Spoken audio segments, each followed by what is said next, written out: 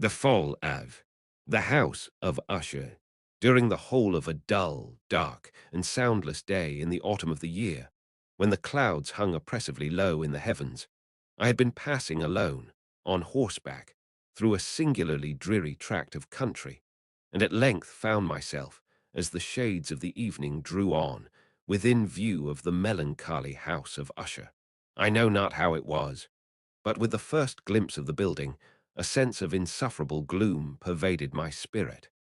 I say insufferable, for the feeling was unrelieved by any of that half-pleasurable, because poetic, sentiment with which the mind usually receives even the sternest natural images of the desolate or terrible.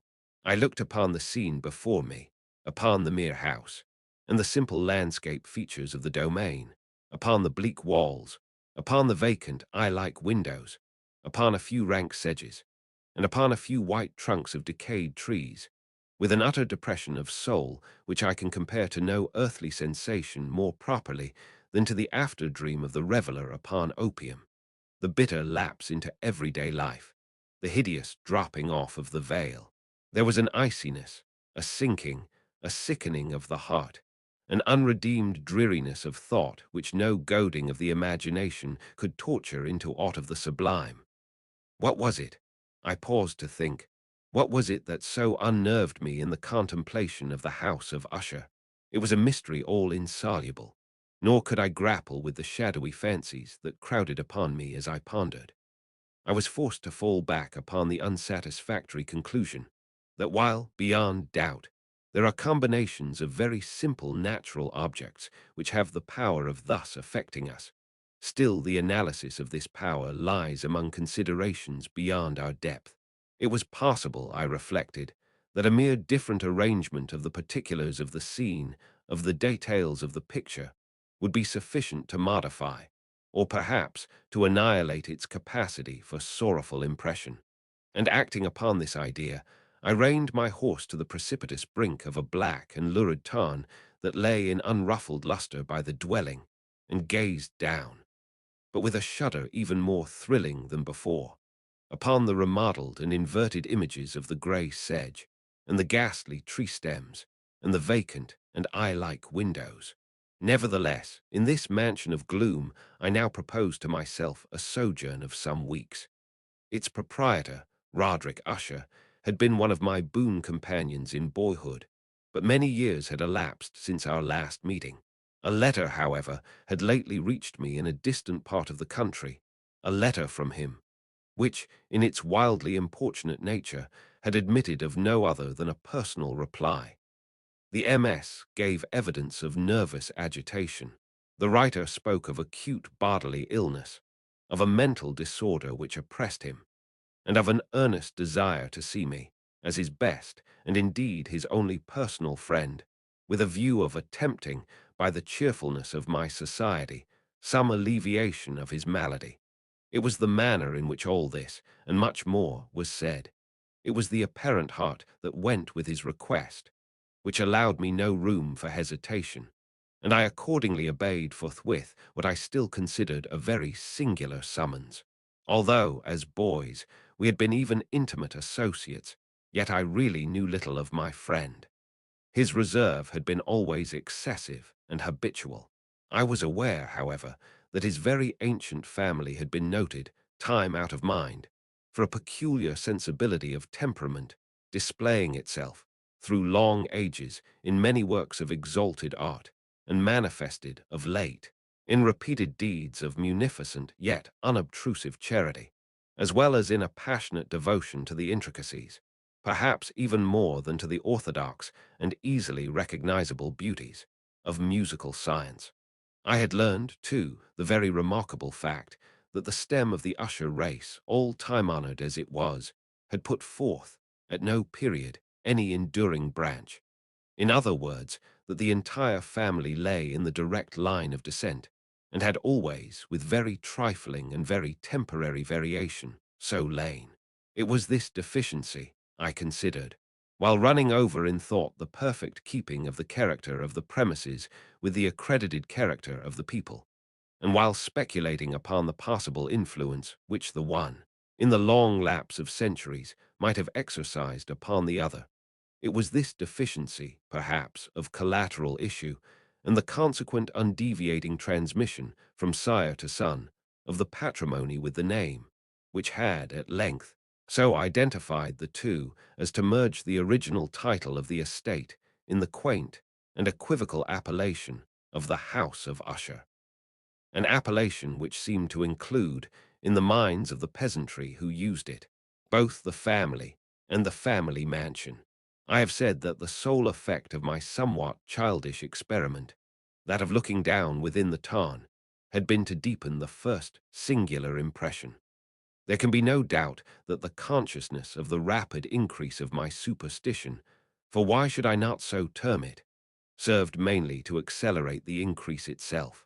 Such, I have long known, is the paradoxical law of all sentiments having terror as a basis, and it might have been for this reason only that, when I again uplifted my eyes to the house itself, from its image in the pool, there grew in my mind a strange fancy, a fancy so ridiculous, indeed, that I but mention it to show the vivid force of the sensations which oppressed me. I had so worked upon my imagination as really to believe that about the whole mansion and domain there hung an atmosphere peculiar to themselves and their immediate vicinity, an atmosphere which had no affinity with the air of heaven, but which had reeked up from the decayed trees and the grey wall and the silent tarn, a pestilent and mystic vapour, dull, sluggish, faintly discernible and leaden-hued. Shaking off from my spirit what must have been a dream, I scanned more narrowly the real aspect of the building. Its principal feature seemed to be that of an excessive antiquity. The discoloration of ages had been great. Minute fungi overspread the whole exterior, hanging in a fine, tangled webwork from the eaves. Yet all this was apart from any extraordinary dilapidation.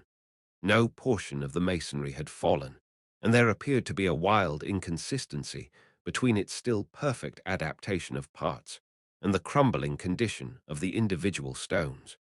In this, there was much that reminded me of the specious totality of old woodwork which has rotted for long years in some neglected vault, with no disturbance from the breath of the external air. Beyond this indication of extensive decay, however, the fabric gave little token of instability.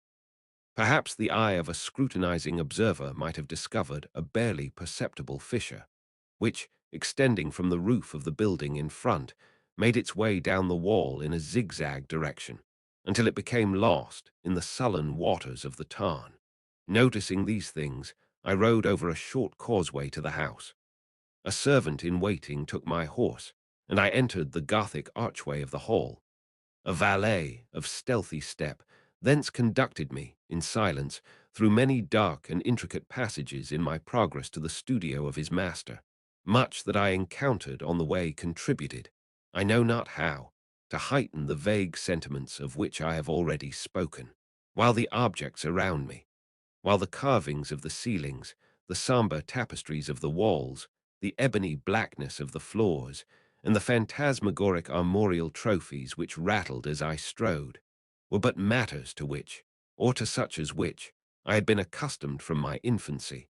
While I hesitated not to acknowledge how familiar was all this, I still wondered to find how unfamiliar were the fancies which ordinary images were stirring up. On one of the staircases, I met the physician of the family. His countenance, I thought, wore a mingled expression of low cunning and perplexity. He accosted me with trepidation and passed on. The valet now threw open a door and ushered me into the presence of his master. The room in which I found myself was very large and lofty. The windows were long, narrow, and pointed, and at so vast a distance from the black oaken floor as to be altogether inaccessible from within. Feeble gleams of encrimsoned light made their way through the trellised panes, and served to render sufficiently distinct the more prominent objects around. The eye, however, struggled in vain to reach the remoter angles of the chamber, or the recesses of the vaulted and fretted ceiling. Dark draperies hung upon the walls. The general furniture was profuse, comfortless, antique, and tattered. Many books and musical instruments lay scattered about, but failed to give any vitality to the scene. I felt that I breathed an atmosphere of sorrow. An air of stern, deep, and irredeemable gloom hung over and pervaded all. Upon my entrance, Usher rose from a sofa on which he had been lying at full length, and greeted me with a vivacious warmth which had much in it, I at first thought, of an overdone cordiality, of the constrained effort of the ennuyé man of the world. A glance, however, at his countenance convinced me of his perfect sincerity. We sat down, and for some moments, while he spoke not, I gazed upon him with a feeling half of pity, half of awe. Surely man had never before so terribly altered, in so brief a period, as had Roderick Usher. It was with difficulty that I could bring myself to admit the identity of the man being before me with the companion of my early boyhood. Yet the character of his face had been at all times remarkable. A cadaverousness of complexion, an eye large, liquid, and luminous beyond comparison, lips somewhat thin and very pallid, but of a surpassingly beautiful curve, a nose of a delicate Hebrew model, but with a breadth of nostril unusual in similar formations, a finely molded chin, speaking, in its want of prominence, of a want of moral energy, hair of a more than web-like softness and tenuity. These features, with an inordinate expansion above the regions of the temple, made up altogether a countenance not easily to be forgotten. And now, in the mere exaggeration of the prevailing character of these features, and of the expression they were wont to convey, lay so much of change that I doubted to whom I spoke. The now ghastly pallor of the skin, and the now miraculous luster of the eye, above all things startled and even awed me. The silken hair, too, had been suffered to grow all unheeded, and as, in its wild gossamer texture, it floated rather than fell about the face, I could not, even with effort, connect its arabesque expression with any idea of simple humanity. In the manner of my friend, I was at once struck with an incoherence, an inconsistency, and I soon found this to arise from a series of feeble and futile struggles to overcome an habitual trepidancy, an excessive nervous agitation. For something of this nature I had indeed been prepared, no less by his letter than by reminiscences of certain boyish traits, and by conclusions deduced from his peculiar physical conformation and temperament. His action was alternately vivacious and sullen. His voice varied rapidly from a tremulous indecision, when the animal spirits seemed utterly in abeyance, to that species of energetic concision, that abrupt, weighty, unhurried, and hollow-sounding enunciation, that leaden, self-balanced, and perfectly modulated guttural utterance, which may be observed in the lost drunkard or the irreclaimable eater of opium during the periods of his most intense excitement. It was thus that he spoke of the object of my visit, of his earnest desire to see me, and of the solace he expected me to afford him. He entered, at some length, into what he conceived to be the nature of his malady. It was, he said, a constitutional and a family evil, and one for which he despaired to find a remedy, a mere nervous affection, he immediately added, which would undoubtedly soon pass off. It displayed itself in a host of unnatural sensations. Some of these, as he detailed them, interested and bewildered me, although, perhaps, the terms and the general manner of the narration had their weight. He suffered much from a morbid acuteness of the senses. The most insipid food was alone endurable. He could wear only garments of certain texture. The odors of all flowers were oppressive. His eyes were tortured by even a faint light. And there were but peculiar sounds, and these from stringed instruments, which did not inspire him with horror. To an anomalous species of terror, I found him a bounden slave. "I shall perish," said he. "I must perish in this deplorable folly. Thus, and not otherwise, shall I be lost. I dread the events of the future, not in themselves, but in their results. I shudder at the thought of any, even the most trivial, incident, which may operate upon this intolerable agitation of soul. I have, indeed, no abhorrence of danger, except in its absolute effect, in terror. In this unnerved, in this pitiable condition, I feel that the period will sooner or later arrive when I must abandon life and reason together, in some struggle with the grim phantasm, fear. I learned, moreover, at intervals, and through broken and equivocal hints, another singular feature of his mental condition. He was enchained by certain superstitious impressions in regard to the dwelling which he tenanted, and whence, for many years, he had never ventured forth, in regard to an influence whose supposititious force was conveyed in terms too shadowy here to be restated, an influence which some peculiarities in the mere form and substance of his family mansion had, by dint of long sufferance, he said, obtained over his spirit, an effect which the physique of the grey walls and turrets, and of the dim tarn into which they all looked down, had at length brought about upon the morale of his existence. He admitted, however, although with hesitation, that much of the peculiar gloom which thus afflicted him could be traced to a more natural and far more palpable origin, to the severe and long-continued illness, indeed to the evidently approaching dissolution, of a tenderly beloved sister, his sole companion for long years, his last and only relative on earth. Her decease, he said, with a bitterness which I can never forget, would leave him the hopeless and the frail, the last of the ancient race of the Ushers. While he spoke, the Lady Madeline, for so was she called, passed slowly through a remote portion of the apartment, and without having noticed my presence, disappeared. I regarded her with an utter astonishment not unmingled with dread, and yet I found it impossible to account for such feelings. A sensation of stupor oppressed me as my eyes followed her retreating steps. When a door at length closed upon her, my glance sought instinctively and eagerly the countenance of the brother. But he had buried his face in his hands, and I could only perceive that a far more than ordinary wanness had overspread the emaciated fingers through which trickled many passionate tears. The disease of the Lady Madeline had long baffled the skill of her physicians. A settled apathy, a gradual wasting away of the person, and frequent, although transient affections of a partially cataleptical character were the unusual diagnosis. Hitherto she had steadily borne up against the pressure of her malady, and had not betaken herself finally to bed. But on the closing in of the evening of my arrival at the house, she succumbed, as her brother told me at night with inexpressible agitation, to the prostrating power of the destroyer. And I learned that the glimpse I had obtained of her person would thus probably be the last I should obtain, that the lady, at least while living, would be seen by me no more. For several days ensuing, her name was unmentioned by either Usher or myself, and during this period I was busied in earnest endeavors to alleviate the melancholy of my friend.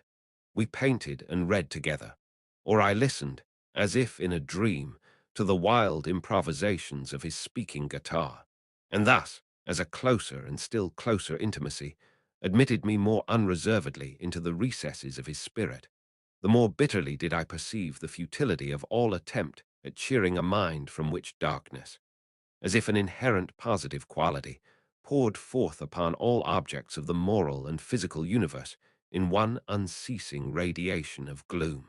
I shall ever bear about me a memory of the many solemn hours I thus spent alone with the master of the house of Usher. Yet I should fail in any attempt to convey an idea of the exact character of the studies, or of the occupations in which he involved me, or led me the way. An excited and highly distempered ideality threw a sulphurous luster over all. His long improvised dirges will ring forever in my ears. Among other things, I hold painfully in mind a certain singular perversion and amplification of the wild air of the last waltz of Von Weber, from the paintings over which his elaborate fancy brooded, and which grew, touch by touch, into vagueness at which I shuddered the more thrillingly, because I shuddered knowing not why, from these paintings, vivid as their images now are before me. I would in vain endeavor to educe more than a small portion which should lie within the compass of merely written words. By the utter simplicity, by the nakedness of his designs, he arrested and overawed attention. If ever mortal painted an idea, that mortal was Roderick Usher. For me at least, in the circumstances then surrounding me, there arose out of the pure abstractions which the hypochondriac contrived to throw upon his canvas an intensity of intolerable awe, no shadow of which felt I ever yet in the contemplation of the certainly glowing, yet too concrete reveries of Fuseli, one of the phantasmagoric conceptions of my friend, partaking not so rigidly of the spirit of abstraction, may be shadowed forth, although feebly in words. A small picture presented the interior of an immensely long and rectangular vault or tunnel, with low walls, smooth, white, and without interruption or device. Certain accessory points of the design served well to convey the idea that this excavation lay at an exceeding depth below the surface of the earth.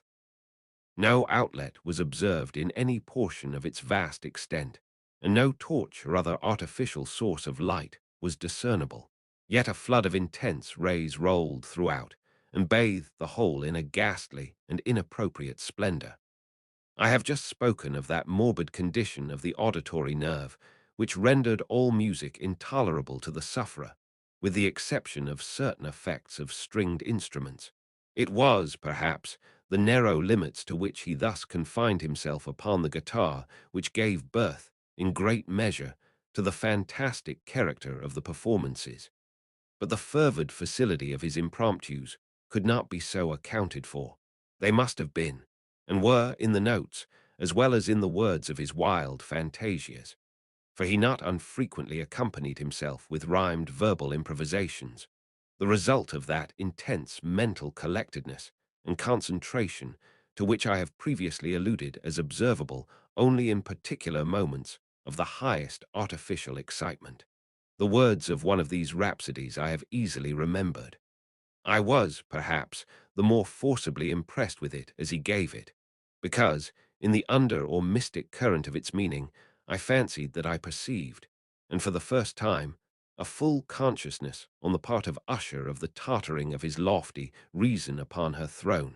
The verses, which were entitled The Haunted Palace, ran very nearly, if not accurately, thus: In the greenest of our valleys, by good angels tenanted, once a fair and stately palace, radiant palace, reared its head.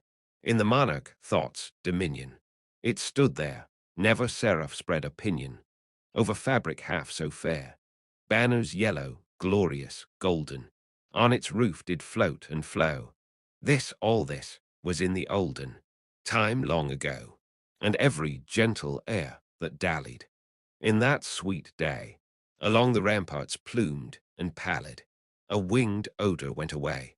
Wanderers in that happy valley, through two luminous windows saw spirits moving musically to a lute's well-tuned law, round about a throne where sitting, poor Phirogin, in state his glory well befitting, the ruler of the realm was seen, and all with pearl and ruby glowing, was the fair palace door, through which came flowing, flowing, flowing, and sparkling evermore, a troop of echoes whose sweet duty was but to sing, in voices of surpassing beauty, the wit and wisdom of their king.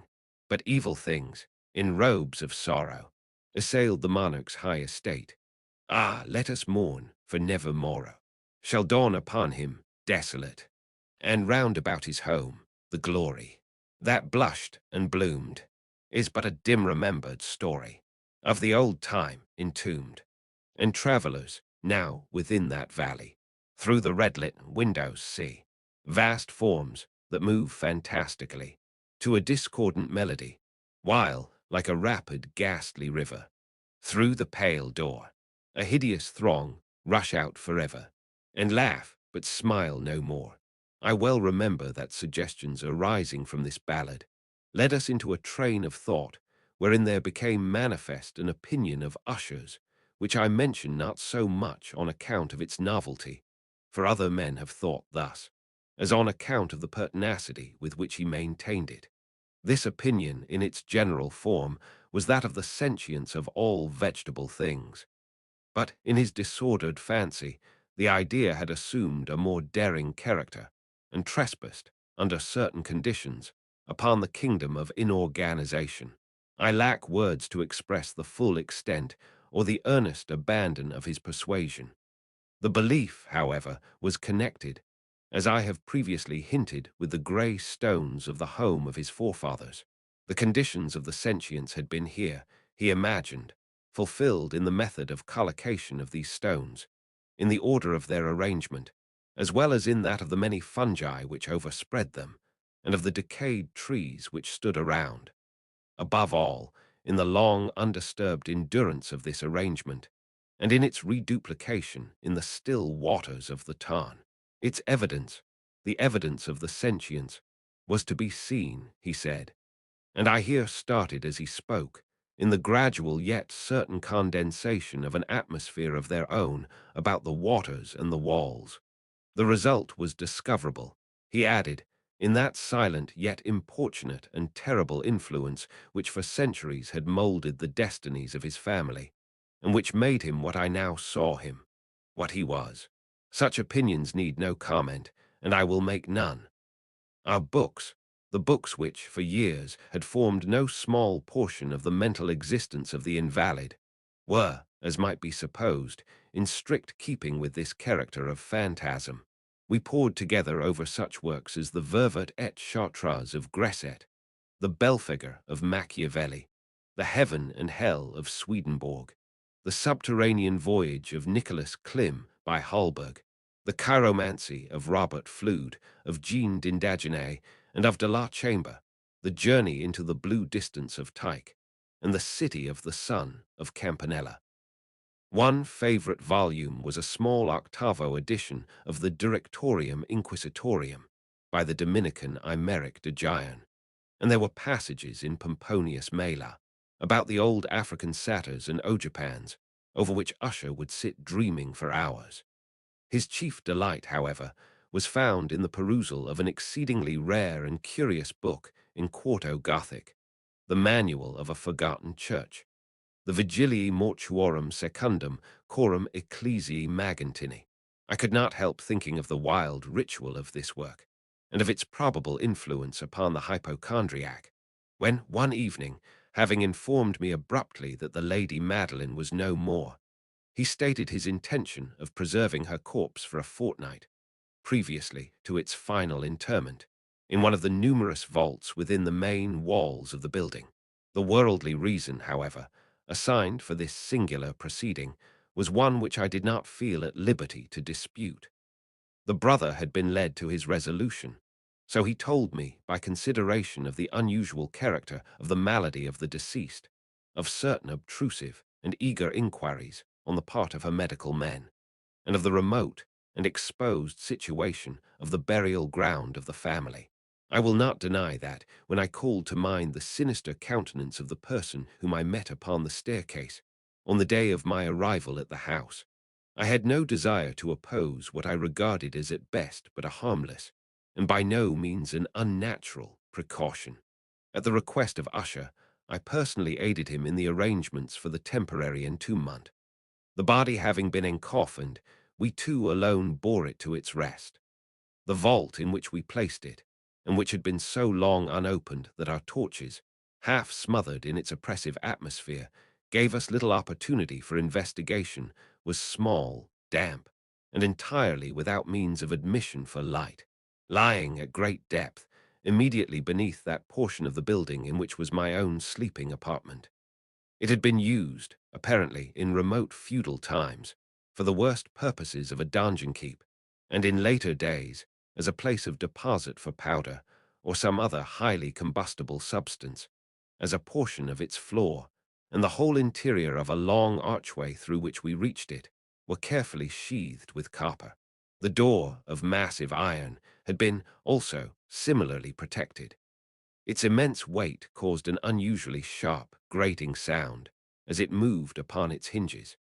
Having deposited our mournful burden upon trestles within this region of horror, we partially turned aside the yet unscrewed lid of the coffin and looked upon the face of the tenant. A striking similitude between the brother and sister now first arrested my attention, and Usher, divining, perhaps, my thoughts, murmured out some few words from which I learned that the deceased and himself had been twins, and that sympathies of a scarcely intelligible nature had always existed between them. Our glances, however, rested not long upon the dead, for we could not regard her unawed. The disease which had thus entombed the lady in the maturity of youth had left, as usual in all maladies of a strictly cataleptical character, the mockery of a faint blush upon the bosom and the face, and that suspiciously lingering smile upon the lip which is so terrible in death. We replaced and screwed down the lid, and having secured the door of iron, made our way, with toil, into the scarcely less gloomy apartments of the upper portion of the house. And now, some days of bitter grief having elapsed, an observable change came over the features of the mental disorder of my friend. His ordinary manner had vanished. His ordinary occupations were neglected or forgotten. He roamed from chamber to chamber with hurried, unequal, and objectless step. The pallor of his countenance had assumed, if possible, a more ghastly hue, but the luminousness of his eye had utterly gone out. The once occasional huskiness of his tone was heard no more, and a tremulous quaver, as if of extreme terror, habitually characterized his utterance. There were times, indeed, when I thought his unceasingly agitated mind was laboring with some oppressive secret, to divulge which he struggled for the necessary courage. At times, again, I was obliged to resolve all into the mere inexplicable vagaries of madness, for I beheld him gazing upon vacancy for long hours, in an attitude of the profoundest attention, as if listening to some imaginary sound. It was no wonder that his condition terrified, that it infected me. I felt creeping upon me, by slow yet certain degrees, the wild influences of his own fantastic yet impressive superstitions. It was, especially, upon retiring to bed late in the night of the 7th or 8th day, after the placing of the Lady Madeline within the donjon, that I experienced the full power of such feelings. Sleep came not near my couch, while the hours waned and waned away. I struggled to reason off the nervousness which had dominion over me. I endeavored to believe that much, if not all of what I felt, was due to the bewildering influence of the gloomy furniture of the room, of the dark and tattered draperies, which, tortured into motion by the breath of a rising tempest, swayed fitfully to and fro upon the walls, and rustled uneasily about the decorations of the bed. But my efforts were fruitless. An irrepressible tremor gradually pervaded my frame, and at length there sat upon my very heart an incubus of utterly causeless alarm. Shaking this off with a gasp and a struggle, I uplifted myself upon the pillows, and peering earnestly within the intense darkness of the chamber, hearkened. I know not why, except that an instinctive spirit prompted me, to certain low and indefinite sounds which came, through the pauses of the storm, at long intervals, I knew not whence. Overpowered by an intense sentiment of horror, unaccountable yet unendurable, I threw on my clothes with haste, for I felt that I should sleep no more during the night, and endeavored to arouse myself from the pitiable condition into which I had fallen, by pacing rapidly to and fro through the apartment. I had taken but few turns in this manner, when a light step on an adjoining staircase arrested my attention. I presently recognized it as that of Usher. In an instant afterward he rapped, with a gentle touch, at my door, and entered, bearing a lamp. His countenance was, as usual, cadaverously wan, but moreover, there was a species of mad hilarity in his eyes, an evidently restrained hysteria in his whole demeanor. His air appalled me, but anything was preferable to the solitude which I had so long endured, and I even welcomed his presence as a relief. "And you have not seen it," he said abruptly, after having stared about him for some moments in silence. "You have not then seen it. But stay, you shall." Thus speaking, and having carefully shaded his lamp, he hurried to one of the casements and threw it freely open to the storm. The impetuous fury of the entering gust nearly lifted us from our feet. It was, indeed, a tempestuous yet sternly beautiful night, and one wildly singular in its terror and its beauty. A whirlwind had apparently collected its force in our vicinity, for there were frequent and violent alterations in the direction of the wind, and the exceeding density of the clouds, which hung so low as to press upon the turrets of the house, did not prevent our perceiving the lifelike velocity with which they flew careering from all points against each other, without passing away into the distance. I say that even their exceeding density did not prevent our perceiving this. Yet we had no glimpse of the moon or stars, nor was there any flashing forth of the lightning. But the under surfaces of the huge masses of agitated vapor, as well as all terrestrial objects immediately around us, were glowing in the unnatural light of a faintly luminous and distinctly visible gaseous exhalation which hung about and enshrouded the mansion. "You must not, you shall not behold this," said I, shuddering to Usher as I led him, with a gentle violence, from the window to a seat.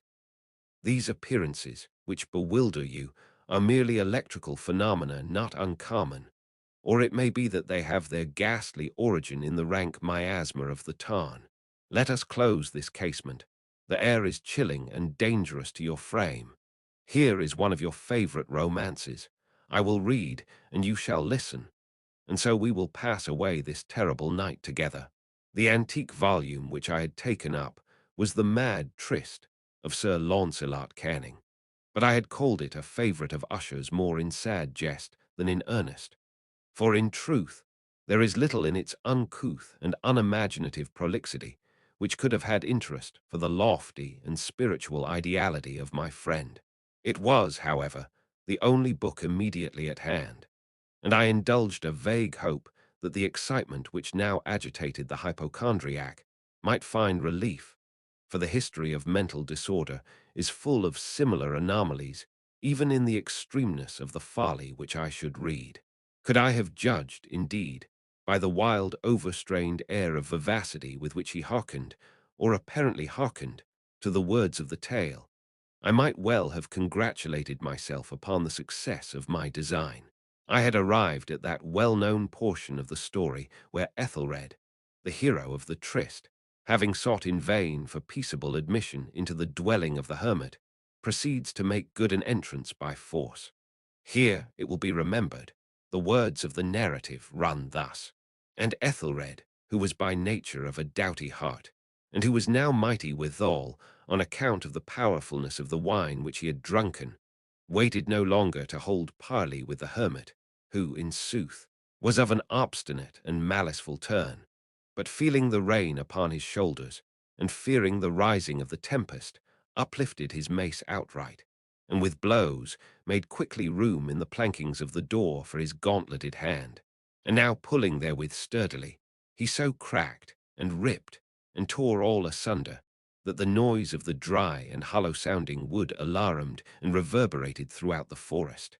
At the termination of this sentence I started, and for a moment paused, for it appeared to me, although I at once concluded that my excited fancy had deceived me, it appeared to me that, from some very remote portion of the mansion, there came, indistinctly to my ears, what might have been, in its exact similarity of character, the echo, but a stifled and dull one, certainly, of the very cracking and ripping sound which Sir Launcelot had so particularly described.